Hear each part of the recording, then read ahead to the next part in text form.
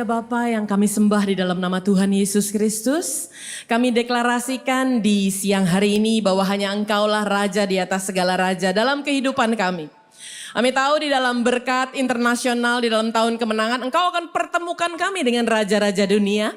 Dan kami percaya itu pasti terjadi dan digenapi dalam nama Yesus. Tapi dari semuanya itu kami tetap mau angkat tangan kami tinggi-tinggi berterima kasih kepada Raja di atas segala raja. Kalau Tuhan izinkan kami masuk di dalam 2025, kami percaya Tuhan banyak kepercayaan baru, banyak perkara besar yang Tuhan sudah sediakan bagi kami. Kami mau berpartner dengan Tuhan untuk mengerti isi hati Tuhan. Masuk di dalam jalan kemenangan-Mu yang memberikan keharuman bagi nama-Mu Tuhan. Oleh sebab itu tuntun kami, ajar kami melihat dengan cara-Mu memandang, ajar kami mendengar dengan cara-Mu mendengar, ajar kami merasakan seperti cara-Mu merasakan. Cukup Kau berikan sekeping hati-Mu di hati kami, maka kami boleh merasakan apa yang Tuhan mau, bukan apa yang kami mau. Oleh sebab itu kami perlu duduk diam di bawah kaki-Mu, perlu dengar-dengaran akan Engkau. Bukan untuk berpikir tentang apa yang dapat kami lakukan, tetapi apa yang dapat Tuhan lakukan lewat kehidupan kami. Roh Kudus yang manis, ambil alih. Ambil alih ruangan yang kami pakai ibadah onsite dan juga kami yang ibadah melalui live streaming. Kami percaya tidak ada satupun domba Allah yang dilewatkan. Semua akan menikmati berkat dari Tuhan di tahun baru, berkat yang baru. Dan Roh Kudus yang manis berikan kami keselarasan pengertian. Oleh sebab itu superfood yang akan Tuhan berikan bagi domba-domba-Mu. Berikan kami kecerdasan spiritual untuk boleh menangkap esensinya, untuk boleh mengerti apa yang Tuhan mau, dan terlebih lagi untuk sanggup dan mampu melakukannya.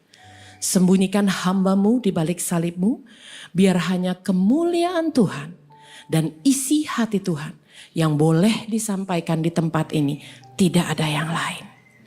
Kami siap hanya di dalam nama Tuhan Yesus Kristus, Allah yang kami sembah, Allah yang hidup. Kami alaskan doa ini. Mari kita yang percaya katakan sama-sama, amin. Tuhan Yesus memberkati, silahkan duduk Bapak Ibu. Terima kasih banyak kepada seluruh PAW, luar biasa ya kita menikmati hadirat Tuhan. Sebentar saya harus on-kan dulu. Shalom, apa kabar Bapak Ibu? Luar biasa ya, senang sekali bisa bertemu kembali. Salam sehat buat kita semua. Dan rasanya belum terlambat sih, karena ini masih bulan Januari ya. Untuk saya mengucapkan selamat tahun baru buat kita semua. Selamat memasuki tahun kemenangan dan selamat menikmati berkat internasional. Nah, sangat bersyukur kita bisa kembali beribadah bersama. Anda yang hadir secara onsite, senang sekali bertemu dengan Anda. Kayaknya baru bulan lalu kita bertemu ya. Dan juga Anda yang hadir secara live streaming, dimanapun kita berada, welcome home di dalam satu hadirat Tuhan. Amin ya. Terima kasih banyak kepada Bapak Gembala Sidang dan juga seluruh leaders di tempat ini ya. Karena senang sekali bisa kembali bertemu gitu. Saya ingat itu terakhir kesini 15 Desember ya. Jadi buat saya honestly speaking satu anugerah. Kenapa anugerah? Karena sebetulnya saya mempersiapkan all out sebagai bekal tuh yang mau dibawa gitu ya. Bekal untuk Anda masuk di 2025 kan. Nah, Anda dibekali dengan 5 khotbah di tanggal 15 Desember adalah yang pertama the waiting zone. Karena Anda sedang menunggu untuk masuk di tahun 2024, 15-16 hari kemudian Anda masuk di 2025. Dan saya menganalogikan seperti kita yang mau masuk ke dalam sebuah negara baru, maka Anda memerlukan izin. Jadi saya bukakan the visa dan the waiting zone buat Anda. The waiting zone di ibadah pertama, the visa di ibadah yang kedua. Ada yang masih ingat tentang the visa itu? Boleh angkat tangannya tinggi-tinggi? Wah, ada yang liburan berarti waktu itu ya. Belum semua yang hadir ya. Nah, oleh sebab itu saya mengucap syukur. Kenapa? Mengapa jadi begitu bahagia saya? Karena bekal disiapkan, Lalu kemudian sekarang sudah masuk di tahun yang baru, saya diberikan kesempatan lagi untuk melihat dan bertemu dengan Anda sudah masuk di dalam tahun yang baru. Jadi sebelum kita mulai, coba tolong sampaikan ke kanan kiri Anda, bilang berkat baru di tahun baru. Amin. Bilang lagi sama kanan kiri Anda, siap-siap sama tantangan baru. Oh iya, karena di balik setiap tantangan di situ ada kesempatan. Amin. Tadi pagi saya jelaskan dan saya mau jelaskan kepada Anda lagi bahwa kata baru, new, itu selalu mengundang dua rasa. Segala sesuatu yang baru itu pasti menyenangkan. Anda yang baru terima bonus, terima handphone baru pasti menyenangkan, betul? Tapi begitu Anda lihat gimana pakainya, mengundang rasa yang kedua yaitu menegangkan. Anda yang belum pernah pergi ke negara baru rasanya aduh menyenangkan sekali. Tapi on the other hand itu juga menegangkan. Perhatikan ketika Anda melihat tahun ini sebagai tahun yang menyenangkan dan tahun yang menegangkan, ada dua respon juga Bapak Ibu. Yang pertama ketika Anda melihat tahun ini adalah tahun yang menyenangkan atas janji Tuhan yang akan digenapi dalam kehidupan kita. Yang menyenangkan itu pasti punya rasa antusias, betul? Coba pengen lihat, aduh belum pernah lihat, rasanya antusias. Nah rasa antusias itu body gesture-nya dan posturnya itu ke depan. Mana-mana mau lihat, wow itu ke depan. Pada saat Anda punya rasa antusias ke depan, saya percaya ketika ada tangga naik di depan Anda akan tetap naik dan tidak turun, jadi kepala dan bukan ekor. Amin. Karena badan Anda cenderungnya sudah menghampiri janji Tuhan yang pasti akan Tuhan berikan dalam kehidupan kita. On the other hand, rasa yang menegangkan, body gesture-nya itu kalau menegangkan gak mungkin begini, menegangkan tuh akan mundur. Karena akan timbul rasa khawatir, timbul rasa takut. Ketika badan Anda condongnya ke belakang dan ada tangga di depan Anda, saya percaya akan sulit untuk Anda naik. Karena gravitasi akan menarik Anda. Nah saya berikan tips buat Anda yang mungkin punya rasa khawatir dan itu adalah manusiawi. Yang pertama lakukan persiapan Bapak Ibu. Masuk di 2025, lakukan persiapan kalau masih masuknya pakai kekhawatiran. Yang kedua, lakukanlah perubahan besar dalam hidupmu. Kenapa? Karena ada rumusnya. Persiapan ditambah dengan perubahan, hasilnya adalah pertumbuhan. Ulangi ya, sama-sama ya. Persiapan ditambah dengan perubahan dalam hidup, hasilnya adalah pertumbuhan. Dan kita terus bertumbuh di dalam Kristus. Amin. Karena minimal bertumbuh dulu baru bisa berbuah. Dan firman Tuhan katakan murid-murid Kristus itu berbuahnya banyak. Amin. Coba bilang lagi kanan kirinya, banyak itu pakai A bukan pakai O. Kalau pakai O, Anda berbuahnya banyak. Cuman kualitas buahnya jadi bonyok. Anda tahu gimana buah yang bonyok? Bukan dia gak bertumbuh, bukan dia gak berbuah. Tapi ketika berbuah, buahnya tidak jadi manfaat bagi orang lain. Buahnya stay, gak ada yang petik. Saat buah-buah Anda gak ada yang petik, Anda gak pakai untuk melayani Tuhan, Anda gak pakai untuk melayani sesama. Buah Anda bukan hanya banyak, buah Anda jadinya bonyok. Bukan itu yang kita mau. Karena kalau itu yang terjadi, itu namanya panen palsu. Panen sih panen, tapi hasilnya tidak bisa memberkati banyak orang. Oleh sebab itu ketika kita diberikan tahun kemenangan dan berkat internasional, kita pasti akan berbuah banyak. Amin. Tidak berbuah bonyok. Karena kita akan pakai untuk hormat kemuliaan nama Tuhan. Jadi multimedia silahkan boleh ditayangkan. Kenapa waktu saya cari gambar ini? Karena dengan buahmu yang banyak, engkau akan jadi berkat bagi bangsa-bangsa. Ketika engkau akan jadi berkat bagi bangsa-bangsa, bangsa-bangsa akan datang kepada terangmu, bangsa-bangsa akan datang kepada kemuliaanmu. Kalau Anda baca di Yesaya 60 ayat 1, mu-nya itu kecil. Kenapa? Karena engkau sudah menerima terang dari Tuhan. Engkau sudah menerima kemuliaan bagi Tuhan. Engkau pakai untuk berbuah banyak, petik Bapak Ibu, petik buahnya. Bagikan ke banyak orang. Sehingga orang-orang datang kepada terangmu kecil dan datang kepada kemuliaanmu kecil. Di situ Anda bisa bilang, follow me because I follow Jesus. Amin. Sebab orang tidak akan mudah untuk langsung datang kepada Yesus kalau dia tidak melihat dulu bahwa hidup kita berubah di dalam Tuhan. Makanya persiapan harus ditambah sama perubahan.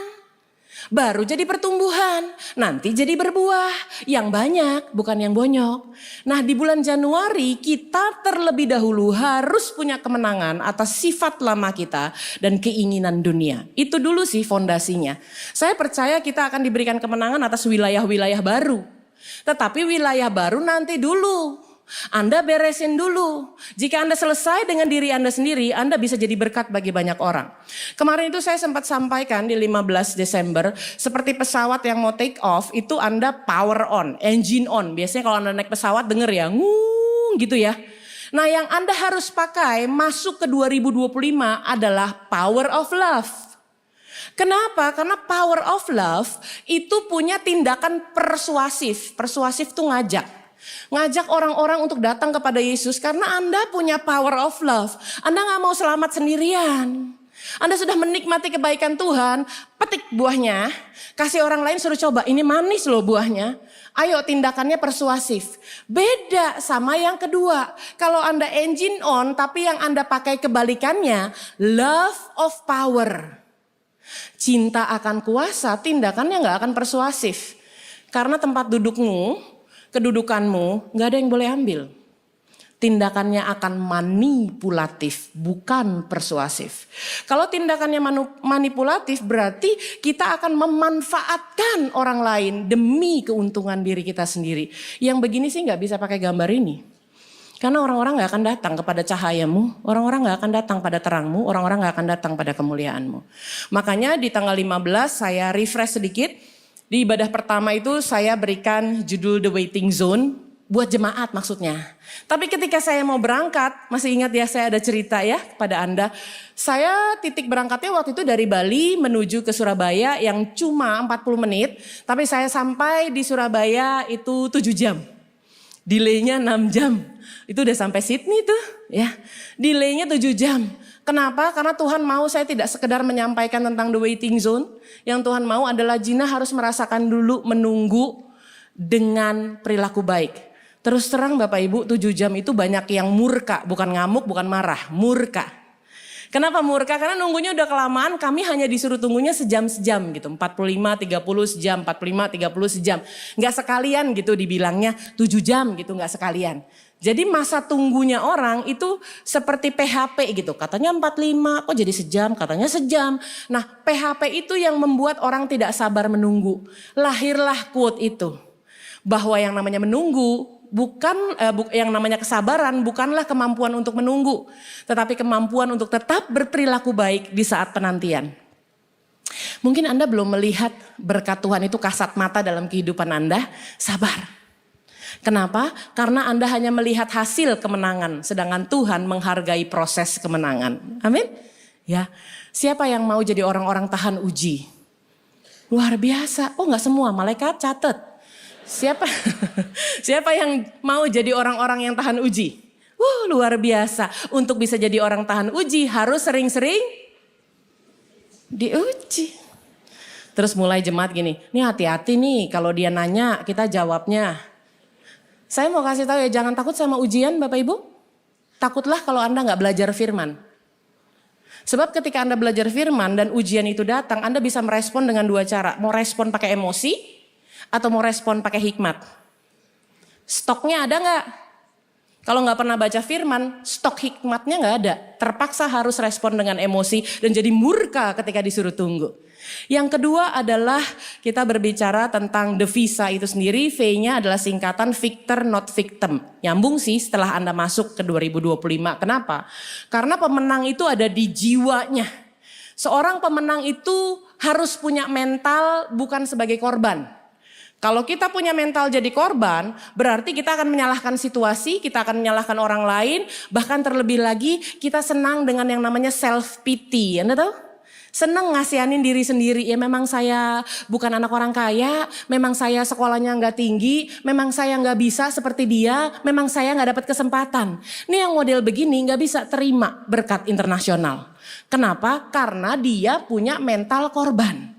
Itu untuk yang V-nya. Lalu kemudian visa I-nya, saya sempat sampaikan tentang intention and attention. Tergantung niatan Anda, tergantung perhatian Anda. Saya ada sempat sampaikan bagaimana kita berlari kepada panggilan surgawi dari Tuhan kepada hidup kita.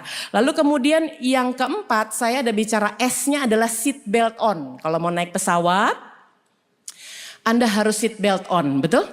Buckle up namanya. Ada 2 line, yang kiri sama kanan baru bisa disatuin bunyinya gitu, baru ngunci dia.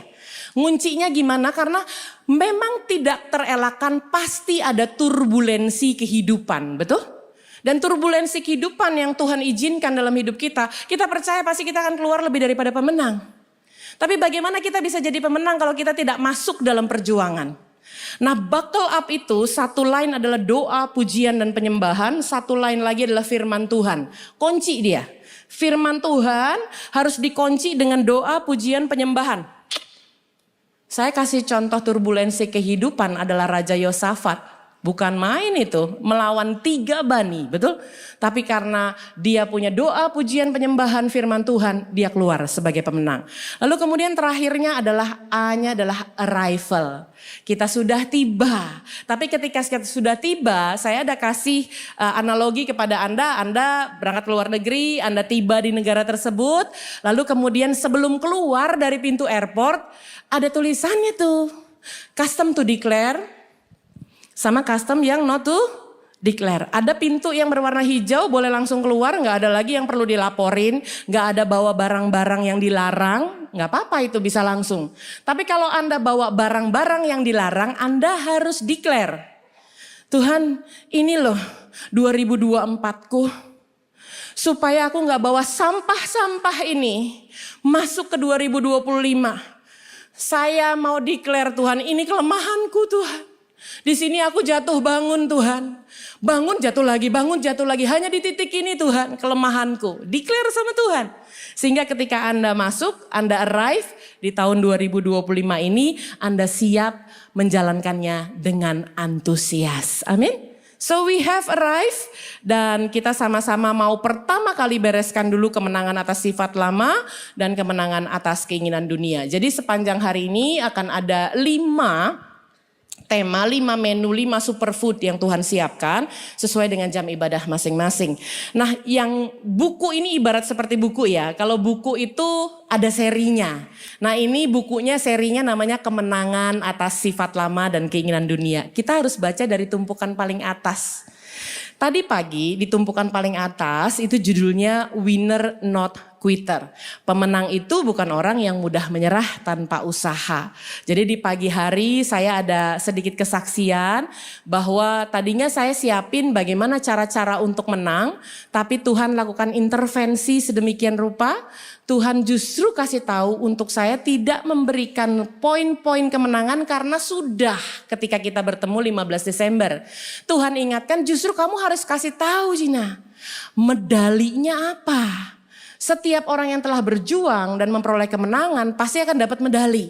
Kalau dia tahu terlebih dahulu medalinya apa, dia tidak akan berhenti untuk berjuang. Jadi tadi pagi sudah dijelaskan supaya sifat lama kita yang mudah tersesat oleh keinginan dunia diganti menjadi sifat baru yang terpusat kepada kehendak Allah.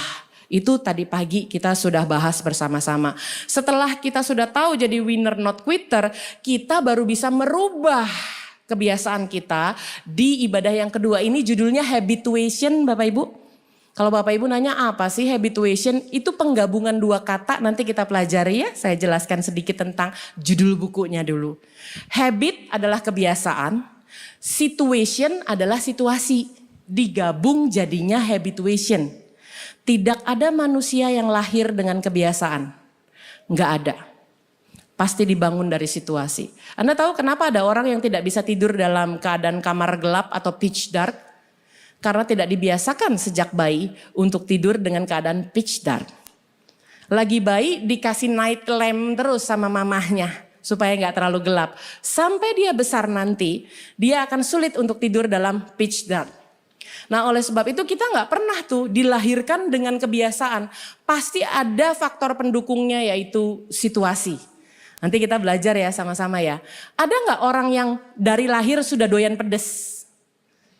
Nggak ada tuh bayi. Kalau ada bayinya bisa bilang, "Mah minta susu yang level 10 dong mah, kayak ayam geprek."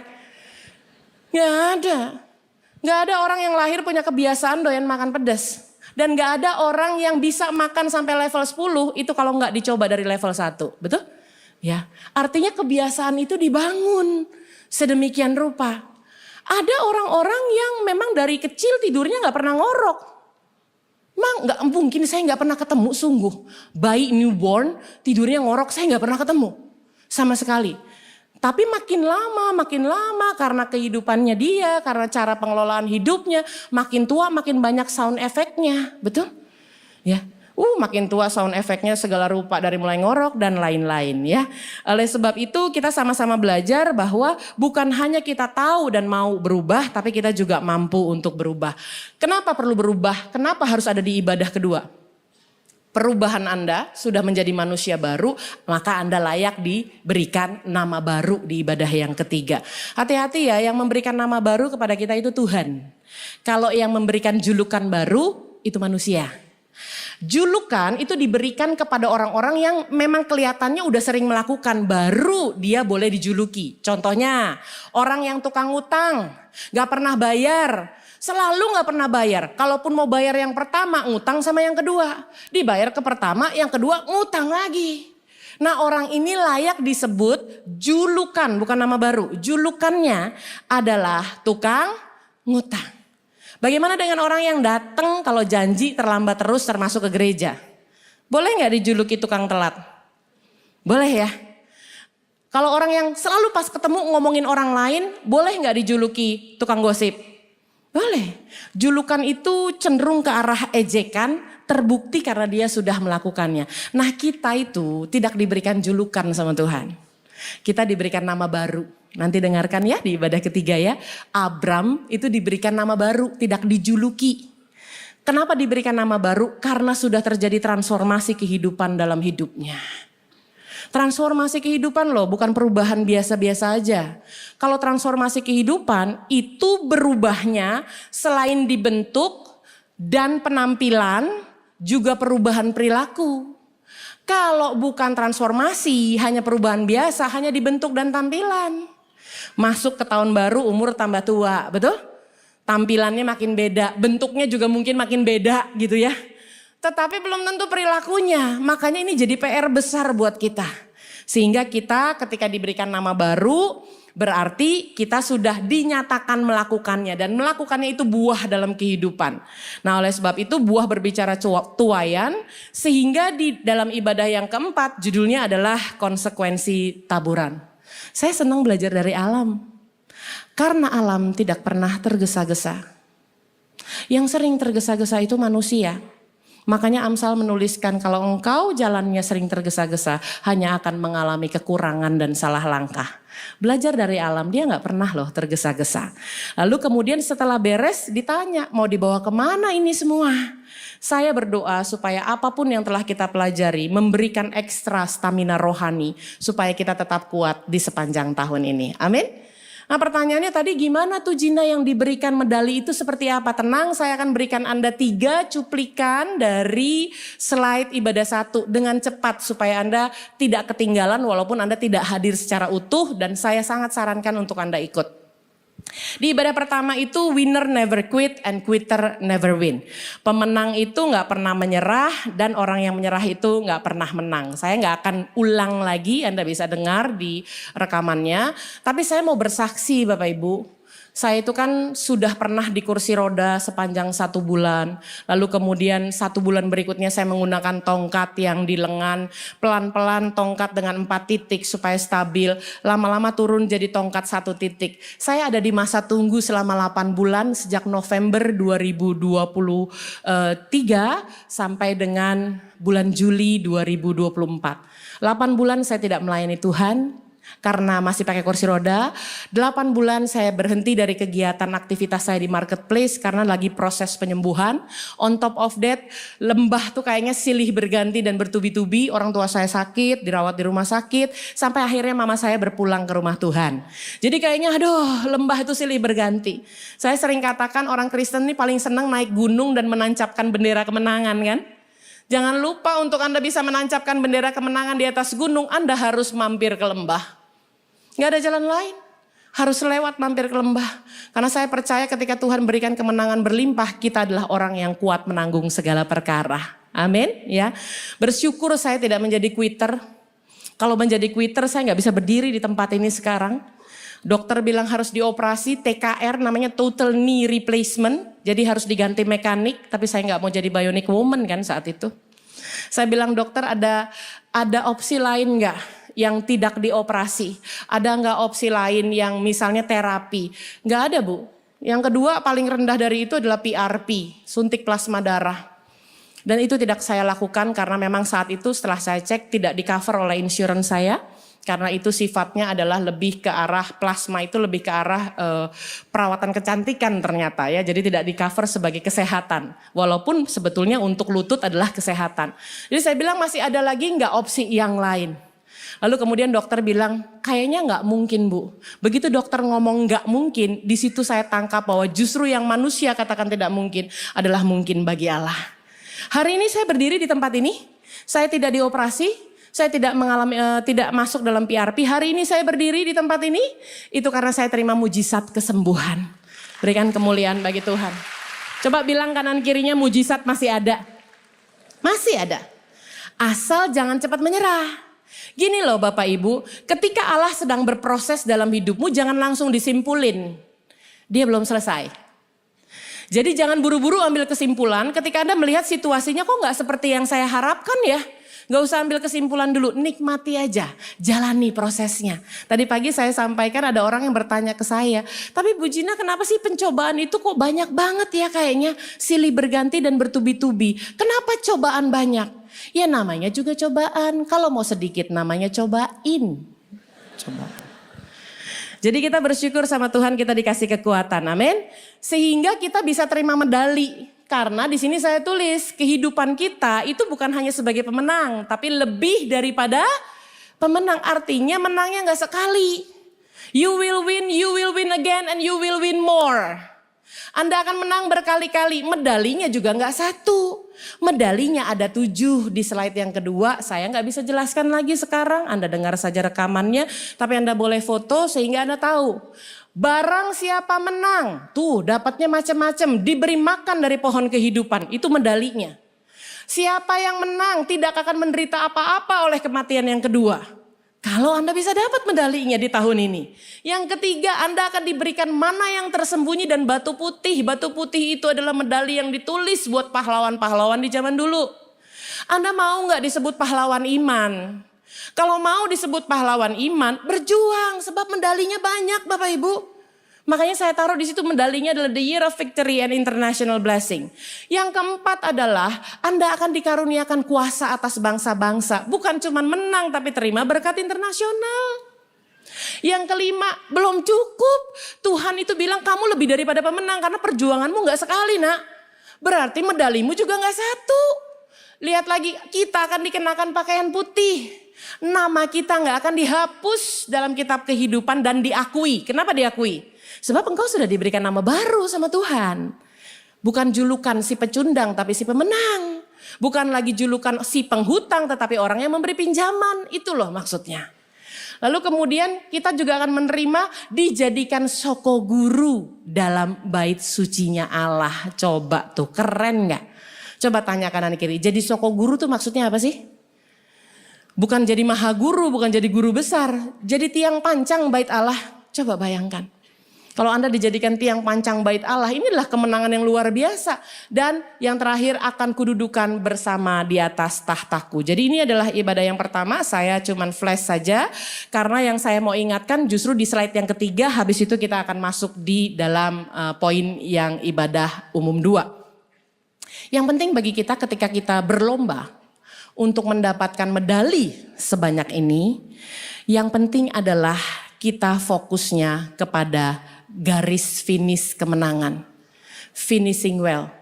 Because winner focus on winning, but losers focus on winner. Di tahun ini saya berpesan karena Tuhan mengingatkan, ya betul tahun ini adalah tahun kemenangan. Tapi bukan untuk bersaing dengan sesama pemenang saja. Anda harus fokus kepada garis finishnya, berhenti comparison game, berhenti saling membandingkan. Kamu kemarin ikut nggak Breakfast with God? Nggak ikut ya? Aku dong ikut. Nggak begitu lagi. Kamu puasa nggak 21 hari? Bolong. Aku sih enggak, udah bukan begitu lagi. Sebab ketika Anda membandingkan diri Anda dengan orang lain, dengan another winner, Anda nengoknya gak ke garis finish. Begitu Anda meleng sedikit, Anda gak bisa lagi menerima kategori winners. Kenapa ini penting?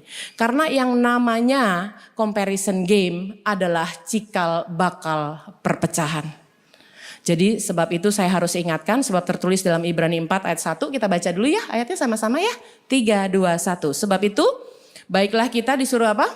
Waspada, supaya jangan ada seorang di antara kamu yang dianggap ketinggalan. Sekalipun janji akan masuk ke dalam perhentiannya masih berlaku. Itulah sebabnya di bulan Januari ini kita fokus kepada kemenangan atas sifat lama dan kemenangan atas keinginan dunia.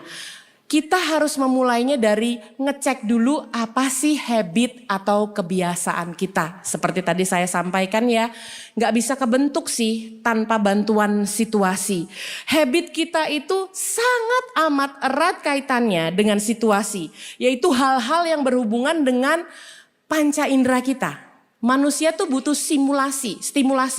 Jadi ketika panca indera kita distimulasi, kita akan mudah terpengaruh. Contoh, Anda ini hari ini terakhir ya untuk 21 hari berpuasa, betul? Kuat? Kuat. Coba duduk di food court, orangnya lagi live cooking. Nah, panca inderamu bagian hidung, aduh harum banget, belum buka harum banget. Makanya kebiasaan kita kuat berpuasa bisa batal simply karena adanya stimulasi dari panca indera. Stimulasi dari pergaulan juga. Ada gak sih Jina ayatnya mengenai hal ini? Ada, Amsal 22 ayat 24 sampai 25. Kita baca dengan keras. 3, 2, 1. Jangan berteman dengan orang yang lekas gusar. Jangan bergaul dengan seorang pemarah. Kenapa? Di ayat 25, supaya engkau jangan menjadi biasa. Sudah sering dengar orang ngoceh, lama-lama ngoceh itu gak masalah loh ternyata. Udah biasa, bahasanya bentak-bentak, lama-lama cara Anda berkomunikasi, ya bentak-bentak itu.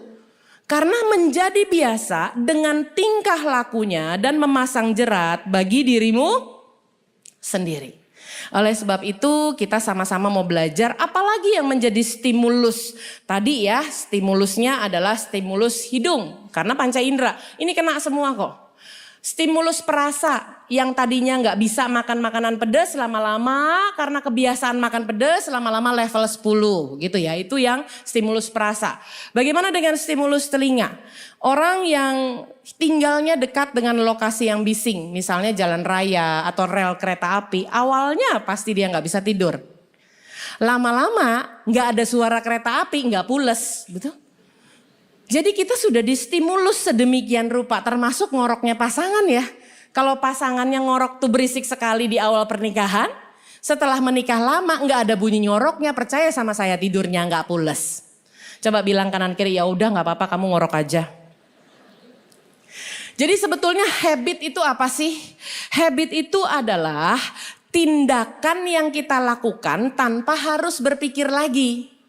Bahayanya adalah ketika Anda bohong gak berasa dosa. Ketika Anda ambil tusuk gigi begitu banyak di restoran, secara diam-diam Anda gak merasa itu mengutil.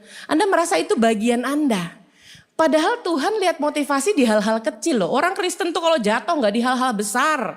Udah tahu gak boleh membunuh, udah tahu gak mungkin membunuh. Orang Kristen tuh kalau lihat batu besar gak mungkin ditabrak, tapi batu kecil tersandung.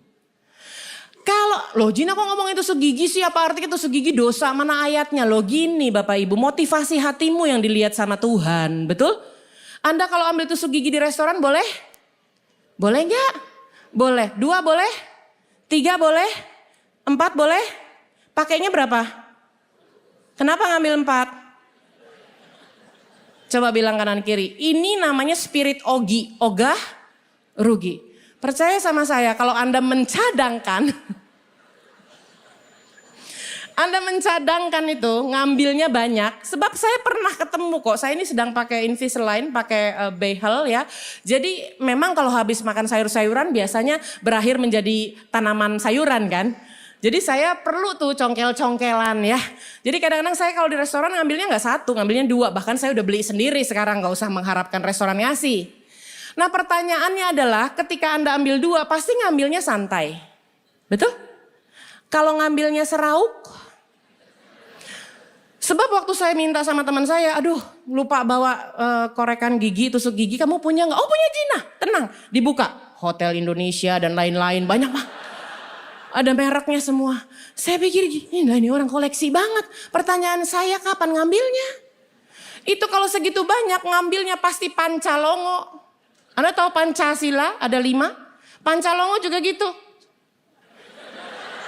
Terakhir, sorry ya Tuhan, itu Pancalongo.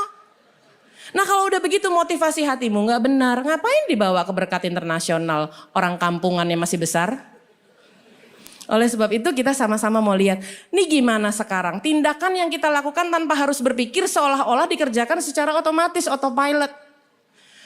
Ketika Anda sedang menghadapi sebuah situasi, Anda berdoa dulu baru ngambil keputusan, apa ngambil keputusan dulu baru berdoa? Tergantung kebiasaan Anda. Kalau Anda terbiasa menghadapi masalah, Tuhan tolong aku, berikan aku hikmat Tuhan. Yang ke kanan atau yang ke kiri. Atau yang kedua, udah kanan aja, begitu salah, Tuhan sorry ya. Itu juga berdoa. Tapi doa yang kedua, doa minta maaf, biasanya kayak gitu ya. Nah yang namanya habit adalah hidup kita itu sekumpulan habit sepanjang umur kita. Makanya ada orang yang kalau pakai baju nggak bisa dirubah. Selalu masukkan kaos, ada yang kepala duluan, ada yang tangan duluan. Siapa yang kalau masukkan kaos, kepala duluan? Boleh lihat? Oh nggak semua. Siapa yang kalau masukin tangan duluan? Wah luar biasa, ada juga. Tangan kanan apa tangan kiri? Nggak mikir kan sampai saya tanya. Makanya sering-sering ditanya gimana udah baca firman sampai habis baru ingat. Oh iya ya udah 20 tahun jadi orang Kristen baca firman gak habis-habis. Ada yang salah dengan habit saya yang saya pikir automatically udah jadi orang Kristen gak usah baca Alkitab gak apa-apa. Yang penting kan ikut ibadah ntar juga dibacain sama pembicaranya ayatnya beres. Gak bisa Bapak Ibu. Dan yang namanya habit, banyak hal yang kita lakukan dikerjakan tanpa beban lagi karena sudah jadi kebiasaan. Makanya ayat yang paling famous bicara tentang kebiasaan ada di 1 Korintus 15 ayat 33. Kita baca dengan keras. 3, 2, 1. Janganlah kamu sesat. Pergaulan yang buruk itu udah pasti merusak kebiasaan yang baik. Apa kebiasaan baik Anda? Kalau lampu merah itu artinya stop. Lampu hijau artinya jalan. Kalau lampu kuning artinya gaspol. Ini gimana Pastor Philip jemaatnya? Wih mumpung kuning gaspol. Makanya ingat dengan baik kalau kuning itu jangan digas. Harusnya di rem. Kenapa kita biasanya gas? Karena takut gak keburu gitu ya. Hal-hal kecil kok kita jatuhnya tuh di hal-hal kecil. Waktu saya diundang ke dalam pelayanan penjara, lalu kemudian disajikan minuman. Dan di situ saya lihat, wah luar biasa ya dikasih teh. Terus kemudian sendoknya adalah Garuda Indonesia, Singapore Airlines. Sendoknya semua nama maskapai gitu ya. Terus saya lagi bingung bagaimana ini sendok datang ke sini. Apakah dia terbang sendiri? Pasti pura-pura jatuh ke tas, iya kan? Pelayanan penjara lo ya, pelayanan lo ya, orang Kristen lo ya. Kleptomania. Oleh sebab itu kita harus perhatikan ini pun salah, ini pun kekejian bagi Tuhan. Anda tuh kalau mau hidup benar sama Tuhan, bening di dalam Tuhan, amin. Ya, makanya sering saya katakan biasakan yang benar, bukan benarkan yang biasa. Ulang ya, biasakan yang benar. Biasakan hidup dalam kebenaran, titik. Bukan benarkan yang biasa. Yang biasa belum tentu benar. Saya percaya kita sudah sering kali loh diingatkan untuk doa, pujian, penyembahan, baca firman Tuhan.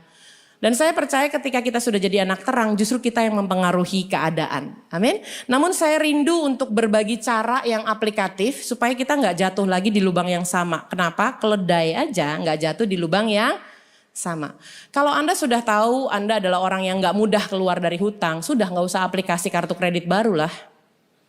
Oleh sebab itu jangan cobai dirimu ya. Kita mau sama-sama belajar bagaimana mengalahkan kebiasaan lama dengan membangun kebiasaan baru. Gimana tips praktisnya ada 3. Jadi untuk ibadah yang kedua ini saya berikan Anda tips yang praktis, yang applicable. Sehingga bukan hanya catat bahan khotbah dan ayat. Tapi ketika Anda pulang Anda sanggup untuk melakukannya. Yang pertama kalau mau merubah habit, start with only one habit. Kenapa? Untuk merubah satu kebiasaan aja sudah sulit. Jangan karena Anda sedang menggebu-gebu lalu Anda bilang semua habit saya yang buruk immediately, right away langsung berubah. Nah, ketika Anda datang minta sama Tuhan, ya boleh minta begitu sama Tuhan. Tapi ketika Anda melakukannya one habit at a time. Kenapa? Supaya laser fokus. Belajar terima kemenangan kecil yang akan menjadi energi bagi Anda untuk terus melanjutkan dari kemenangan 1 ke kemenangan 2 dan seterusnya. Karena kemenangan kecil itu memberikan energi kepada kemenangan besar. Nah saya nih kalau mau menjelaskan ini saya pikir-pikir bagaimana menjelaskannya ya. Saya tuh orangnya senang quote, makanya suka bikin quote juga. Dan quote yang saya paling senang tuh sebetulnya quote dari Bruce Lee loh. Bruce Lee itu bilang begini Bapak Ibu, saya terjemahkan ya. Saya tuh gak takut dengan orang yang sekali belajar 10.000 macam tendangan, dia bilang. Tapi saya itu takutnya pada orang yang telah belajar 1 macam tendangan aja tapi dilatihnya 10.000 kali. Makanya start with one habit, dilatih 10.000 kali sampai Anda sudah cum laude, piawai untuk melakukannya. Jangan sekaligus sama-sama, kalau sekaligus sama-sama percaya sama saya tergantung bagaimana mood Anda. Makanya hati-hati banyak orang kembali kepada dosa yang lama. Untuk itu kita mau belajar sama-sama bagaimana caranya memilih Gina. Kalau memang kebiasaan buruknya banyak gimana cara milihnya, that's the only one yang harus dimulai terlebih dahulu. Gimana cara memilihnya dia sebagai prioritas. Aplikasi yang akan saya berikan namanya Habit Tracker. Jadi kita tahu kita harus berubah oleh pembaharuan budi kita. Tapi pertanyaannya yang mana yang harus dirubah duluan? Saya tahu harus doa, harus puasa, harus baca firman Tuhan. Pertanyaannya doa, puasa, baca firman Tuhan menjamin untuk berubah? Harusnya iya. Tapi karena situasi dan pergaulanmu tidak mengizinkan hal itu karena habituation, Anda mesti dibantu pakai habit tracker. Jadi Anda lacaklah kebiasaan Anda. Saya berikan gambar, silahkan kalau mau difoto, ini ada 24 jam. Bapak Ibu kalau lihat jam biasa kan 12 ya titiknya. Jadi saya bikinkan yang 12 kali 2 siang dan malam itu 24. 24 jam di tangan Mother Teresa dia jadi history maker. 24 jam di tangan Anda jadi apa? Mari kita lihat pelacak kebiasaannya, habit trackernya. 1. Ini simple loh kayaknya. Bagaimana dengan tidur dan istirahat Anda? Coba diarsir di jam berapa itu tidurnya. Makanya saya katakan ini ada lingkaran 24 jam yang memudahkan kita untuk berikan batas arsiran. Ambil sampelnya 1 minggu Bapak Ibu. Jadi dalam 1 minggu Senin sampai Minggu karena kegiatan kita berbeda tiap hari kan. Coba dilihat habit trackernya selama 1 minggu. Tidur istirahatnya gimana? Karena kebiasaan buruk begadang pasti akan membahayakan kesehatan, betul? Saya sendiri adalah orang yang, ini habit tracker pertama saya. I only sleep like 4 hour, 3 hour. Kadang-kadang terbangun, sering dibangunkan Tuhan jam 2:30 pagi, gak bisa tidur lagi. Tuhan kasih satu hal yang baru, saya catat gitu. Jadi jumlah tidur saya sih udah gak pernah 8 jam. Tapi di sini saya bertobat ketika saya harus masuk dalam masa tunggu 8 bulan. Di situ saya memperbaiki metabolisme tubuh saya memperbaiki lagi. Ternyata gak bisa loh dari tidur ini, saya memang harus cukup waktu. Jadi saya membuat self-regulation, regulasi diri. Pokoknya gak mau tahu. Terakhir jam 10.30 saya udah harus tidur. Karena jam 11 malam itu jadwalnya tubuh bersih-bersih atau detoksifikasi. Gak mau tahu pokoknya. Kalau ada undangan yang jam 8 baru mulai, 9 baru mulai malam, I better say no. Kenapa? Self-regulation. Yang kedua, makan dan minum kita. Makan dan minum kita karena apa yang dikasih makan lebih banyak pasti lebih kuat gitu ya. Ini juga termasuk apakah kita memberikan makanan rohani yang cukup dalam kehidupan kita. Olahraga, kenapa sih yang gini-gini mesti dijelaskan? Kalau Anda olahraga pasti tidurnya akan lebih nyaman malamnya. Kenapa? Karena Anda sudah keluarkan energinya di pagi hari. Nah, olahraga itu saya lakukan sebagai penjagaan atas mujizat yang sudah Tuhan berikan. Terus terang sebelum saya di kursi roda saya nggak pernah jalan 7 km per hari loh Bapak Ibu. Tapi sekarang tiap hari, tiap pagi saya jalan 7 km per hari simply untuk merawat mujizat saya. Jadi saya punya pelumas alami ketika saya sedang berjalan kaki ya. Butuh waktu 1 jam 20 menit untuk merawat mujizat tiap-tiap hari. Olah yang kedua adalah olah rasio. Olah rasio berbicara tentang personal development. Buku apa yang sedang Anda baca sekarang di luar Alkitab? Buku apa yang sedang Anda baca sekarang di luar Alkitab? Kalau Alkitab kan wajib ya sifatnya. Buku apa yang sedang Anda baca yang untuk meningkatkan kapasitas Anda di luar Alkitab? Kalau matanya udah ke atas berarti udah lama gak baca buku. Oleh sebab itu kita harus upgrade diri kita. Karena ketika Tuhan mau mempersiapkan berkat internasional, saya percaya kita butuh daya tampung, betul? Kita butuh kapasitas. Kalau kapasitas Anda hanya kapasitas 1 ember, itu namanya kapasitas domestik. Yang Tuhan mau berikan misalnya 1 gentong besar, dia gak akan cukup diberikan kepada 1 ember. Kenapa? Karena daya tampungmu tidak cukup. Olah yang berikutnya adalah olah roh. Ini berbicara tentang spiritual life. Ini berbicara tentang devotion, doa, pujian, dan penyembahan. Termasuk baca firman. Sudahkah kita mengambilnya? Sudahkah terhitung per puluhan waktu 2 jam 40 menit? Atau jangan-jangan hanya kita ambil secepatnya. Kata malaikat gini, wah ini anak kalau doa 5 kali sehari luar biasa. Doa makan semua. Begitu doa, Bapa sucikan kuduskan makanan ini, yang pertama. Yang kedua, Bapa sucikan dan kuduskan makanan ini, yang kedua. Yang ketiga baru bilang Bapa, malaikat bilang gini, makan lagi Neng. Karena makan terus ya doanya. Lalu kemudian olah reksa. Nah Tuhan ketika memberkati kita dengan demikian rupa, kita harus bisa mengelolanya dengan baik. Olah reksa berbicara tentang financial structure dalam kehidupan kita. Yang nomor 7 adalah family time dan me time. Jangan terabaikan karena itu yang akan menolong untuk kita recharge baterai kehidupan kita. Yang terakhir adalah relationship building. Networking itu penting, bergaul itu penting, berkomunitas itu penting, perluasan wilayah itu penting. Nah kenapa harus dijelasin begitu detail satu persatu? Kalau Anda temukan ada yang janggal. Yang janggal tuh gimana Gina? Kayaknya semua udah keisi deh kecuali olah roh. Nah itu dia one habit at a time. Itu dia yang harus dirubah pertama. Setelah Anda lihat aku udah arsir nih, udah semua, tapi gak ada tempat buat olahraga. Nah itu dia one habit at a time yang harus duluan Anda selesaikan. Aku melayani Tuhan, aku sudah lakukan semuanya tapi aku gak punya family time. Itu dia yang harus Anda lakukan pertama as one habit at a time. Sampai sini dapat dipahami? Nah ini adalah satu tips yang pertama yang sangat praktis untuk Anda lakukan. Dan ketika Anda melakukan yang pertama itu tolong dilakukan sepanjang 21 hari. Kenapa? Karena it takes 21 days to create a habit, but it takes 90 days to create a lifestyle. Kenapa kita puasanya 21 hari? Karena ketika kita puasa 21 hari udah ngunci kebiasaannya. Kenapa harus 21 hari? Karena 21 hari itu akan merubah kebiasaan kita. Tetapi kalau Anda mau jadikan itu lifestyle Anda, gaya hidup Anda harus tambah lagi sampai dengan nembus 90 hari. Sama seperti kita membaca firman Tuhan juga sama. Banyak orang Kristen yang masih belum habis baca Alkitab, saya nggak bicara tentang siapa lebih cepat baca.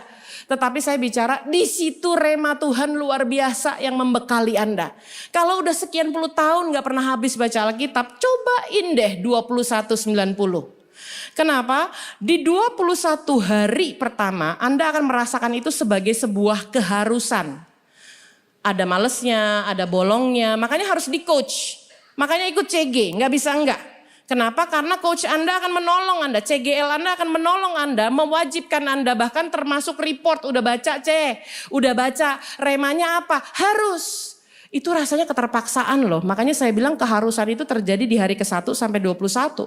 Tapi ketika Anda terus membaca nggak bolong di jam yang sama, di hari ke-22 Anda nggak ditanya lagi sama coachnya udah baca atau belum, Anda tetap baca. Kenapa? Karena merasa sebagai kebutuhan. Naik level dia, udah bukan keharusan tapi sudah menjadi kebutuhan.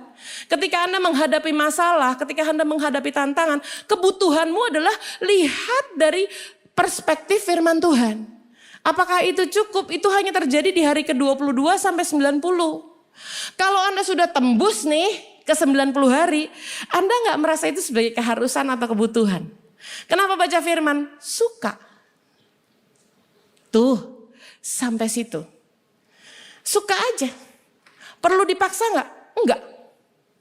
Orang yang perlu dipaksa baca firman Tuhan adalah orang yang tidak tahu kebermanfaatannya. Orang yang dipaksa olahraga adalah orang yang nggak tahu kebermanfaatan olahraga apa buat tubuhnya. Orang yang masih harus dibilang doa. Dia nggak tahu kebermanfaatan kuasa doa, makanya harus dipaksa. Coba bilang kanan kiri, kita itu dewasa dalam Tuhan nggak perlu dipaksa. Karena kebermanfaatannya kita sudah tahu. Amin. Nah, ketika Anda sudah baca firman kategorinya levelnya suka, makanya jangan heran ketika Yeremia 15 ayat 16 berkata demikian. Kita baca dengan keras. 3, 2, 1. Apabila aku bertemu dengan perkataan-perkataanmu, maka aku menikmatinya. Firmanmu itu menjadi kegirangan bagiku dan menjadi, kenapa baca firman? Suka. Bukan butuh. Ntar kalau lagi gak butuh gak baca. Suka. Sebab namamu telah diserukan atasku. Kan dikasih nama baru kan. Nama barunya adalah Jina Sirajin baca Alkitab. Dapat lagi nama baru dari Tuhan. Sebab namamu telah diserukan atasku ya Tuhan Allah semesta alam. Jadi Anda sudah dapat tips praktis ya. Kenapa? Karena gereja ini memperlengkapi sedemikian rupa, dibekali sudah, dikasih tips praktis habit tracker. Yang kedua adalah 2190. Setelah itu yang ketiga adalah Anda tolong bikin to-do list and not to-do list. Pernah bikin gak not to-do list? Mungkin bukan sesuatu yang famous buat Anda ya. Kalau to-do list saya percaya Anda sudah sering bikin list. Orang grocery aja belanja pasti ada listnya kan? Beli sabun, beli odol, beli beras. Berangkat pergi grocery, pulang bawa apa? Bawa apa? Bawa yang lain-lain di luar dari listnya gitu kan? Itulah sebabnya penting untuk kita punya not to do list. Kenapa? Karena tendensi kita adalah melakukan yang tidak ada dalam list kita. Itu berbahaya. Kemarin saya waktu sampai di tempat ini, kemarin juga agak delay sih 1 jam ya. Saya agak kaget, kok rame gitu malam. Saya pikir ada lagi breakfast with God gitu kan hari kedua. Saya mau ikut juga kalau misalnya ada lagi gitu kan. Kok rame lagi gitu. Gak taunya midnight sale gitu ya. Mungkin mallnya bilang gini, kemarin breakfast with God rame, cobain dengan midnight sale gitu ya. Nah, kenapa harus to-do list dan not to-do list? Karena ada contohnya, gini ya. Anda yang udah lama gak habis-habis baca Alkitab, secara spiritual to-do list Anda kan bikin goal setting toh, bikin resolusi kan 2025. Pokoknya membaca Alkitab hingga tuntas. Yang Anda lakukan justru yang not to-do list. Anda scrolling aimlessly ke reels sosial media bisa sampai 5 jam. Nonton semua tahu aja istilahnya. Tetapi ternyata Alkitab gak habis-habis baca. Yang kedua, secara family Anda pengen dedikasi buat family time. Tapi ternyata Anda over committed dengan pekerjaan, mengorbankan waktu keluarga. Nah contoh yang warna biru yang saya mau bilang seperti midnight sale tadi. Tuhan aku mau nabung lah pokoknya Tuhan, aku mau sekolah lagi, mau ambil S2, mau ambil S3, mau ambil S4 terserah lah ya. Pokoknya saya mau sekolah lagi Tuhan, saya mau menabung lagi. Menabung untuk program pasca sarjana, tetapi selalu saja hadir dalam program pasca season atau sale. Gak habis-habis ini jadinya ya. Oleh sebab itu memang seringkali dikatakan susah untuk merubah kebiasaan lama. Kenapa? Karena sebetulnya kebiasaan lamanya masih dicadangkan dalam kehidupan Anda. Firman Tuhan katakan untuk menjadi manusia baru Anda harus pakai baju putih, baju baru. Dengan cara menanggalkan baju yang lama. Bukan baju yang lama tetap dipasang, baju yang putih dijadiin outer, bukan. Artinya kalau dia dijadiin outer, Anda masih bolak-balik kepada kehidupan lamamu. Kita belajar sama-sama tentang manusia baru dalam Efesus 4 ayat 21 sampai 24. Kita baca bersama 3, 2, 1. Karena kamu telah mendengar tentang dia dan menerima pengajaran di dalam dia menurut kebenaran yang nyata dalam Yesus. Yaitu bahwa kamu berhubung dengan kehidupan kamu yang dahulu, apa katanya? Harus menanggalkan ya, bukan mendobelkan. Harus menanggalkan manusia lama yang menemui kebinasaannya oleh nafsunya yang menyesatkan. Supaya apa? Supaya kamu dibaharui di dalam roh dan pikiranmu dan mengenakan manusia baru yang telah diciptakan menurut kehendak Allah dalam kekudusan dan yang sesungguhnya. Oleh sebab itu dalam kehidupan kita di dalam bulan Januari, bulan pertama sebelum kita masuk di dalam bulan Februari, pastikan hidupmu sudah berubah. Pastikan habituationmu mengarah kepada firman Allah. Situasikan dirimu selalu terkonek dengan firman-Nya dengan cara habit tracker yang pertama. Yang kedua, kalau nggak habis-habis pakai deh 2190 untuk baca Alkitab. Termasuk untuk hal lainnya yang berhubungan dengan habit tracker prioritas yang harus Anda lakukan. Dan yang ketiga adalah bikin to-do list dan bikin not to-do list. Supaya Anda aware ketika Anda jatuh di situ, Anda aware. Apa yang tidak boleh dilakukan dan apa yang boleh dilakukan. Tuhan Yesus memberkati, kita bangkit berdiri, kita berdoa. Bapa dalam surga, kami mengucap syukur buat kelengkapan yang Tuhan berikan dalam hidup kami. Kami mau berkata, Engkau telah berbuat baik dalam kehidupan kami. Bahkan sampai kami masuk di 2025, kami tahu itu terjadi hanya karena penyertaan Tuhan. Kami mau mengucap syukur Tuhan, kami mau naikkan tangan kami tinggi di dalam hadirat-Mu saat kami berdiri. Kami mau berkata tangan ini terangkat, tanda kami mengucap syukur. Sebab Tuhan sudah mengizinkan kami masuk di 2025 Tuhan. Tidak banyak orang yang bisa masuk di 2025 karena harus mengakhiri kehidupan mereka. Tapi ketika kami masih dikasih nafas, kami tahu Tuhan masih berperkara dalam kehidupan kami. Terima kasih untuk umur yang Tuhan tambahkan kembali. Kami mengucap syukur Tuhan. Tangan ini terangkat juga tanda bahwa kehidupan kami akan keluar lebih daripada pemenang. Dan kami siap menerima berkat internasional. Tuhan, kami mengucap syukur. Dan di saat-saat ini yang bisa kami sampaikan hanyalah terima kasih Tuhan. Kami cinta Engkau lebih dari segalanya. Oleh sebab itu kami mau nyatakan dari kedalaman hati kami bahwa Engkau telah berbuat baik dalam hidup kami. Engkau sering mengangkat kami, Engkau sering membela kami, Engkau sering menolong kami. Kami mau naikkan pujian ini dari dasar hati kami yang paling dalam.